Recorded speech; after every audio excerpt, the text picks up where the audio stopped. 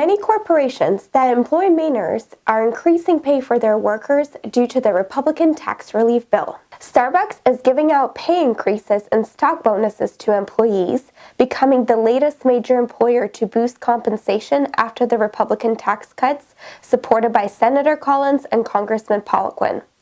Starbucks said it would spend $120 million in paycheck increases. We have also seen that Walmart, Maine's largest employer, is increasing its hourly minimum wage to $11 an hour due to the Republican tax cuts. And additionally, Home Depot, which also hires some of its Maine workers, is giving its hourly workers a $1,000 bonus. Further, JP Morgan Chase has announced 10% average pay increases for workers, and on Monday, the Walt Disney Company announced $1,000 bonuses for its workers as well. As the benefits of the Republican tax cuts are becoming more and more clear this year, Angus King and Shelley Pingree are going to regret their partisan votes from last year. The Lewiston Sun-Journal has reported this week that Congressman Bruce Poliquin has almost $2 million in his bank account for re-election this year. Bruce said in a statement, "Liberal, out-of-state, special interests have spent more than $7 million trying to defeat me." He continued, "Their false attacks failed because Maine people know I'm fighting for our economy, our senior citizens, our veterans, and our families," Poliquin said.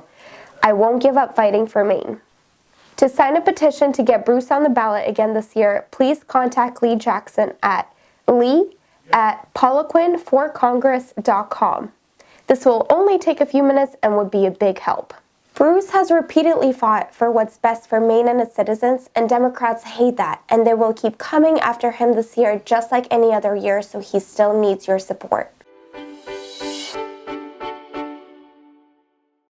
This week, Governor LePage wrote an op-ed in the Wall Street Journal regarding the use of food stamps on food that has little to no health value, such as junk food or candy. In the piece, Governor LePage pointed out that Maine's obesity rate is currently at 30% and that both diabetes and heart disease are on the rise.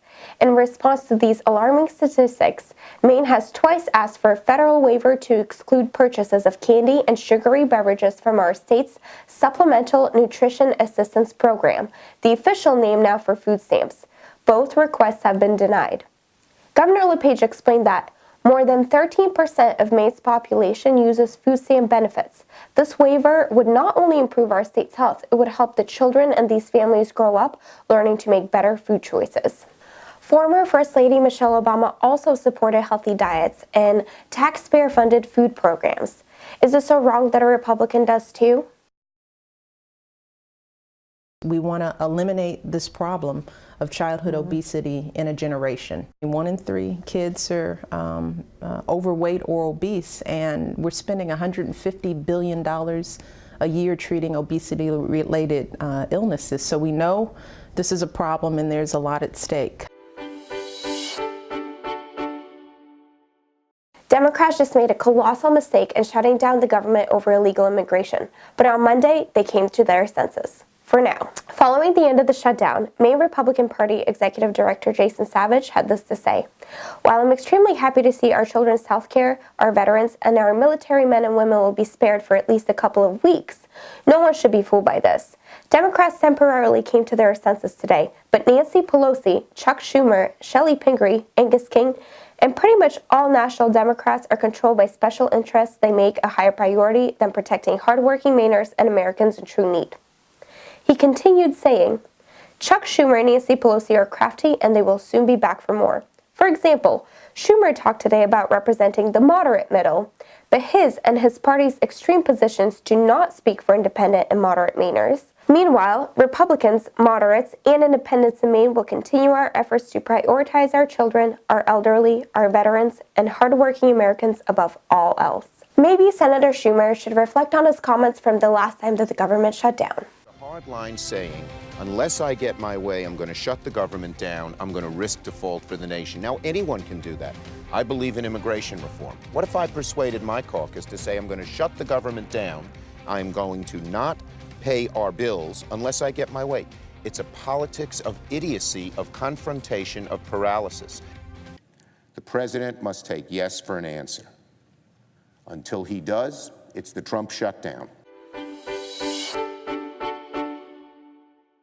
Here is some amazing news. You may have heard of the Republican Leadership Initiative, which trains Republican grassroots leaders, trained 47 more Mainers in this leadership program last Saturday. This exceeded our already high expectations. We would love for you to sign up too. The program is excellent and effective at defeating Democrats. Believe it or not, even MSNBC has taken notice. If you're interested in winning in 2018, please join the Republican Leadership Initiative. Please go to mainegop.com/RLI for more details.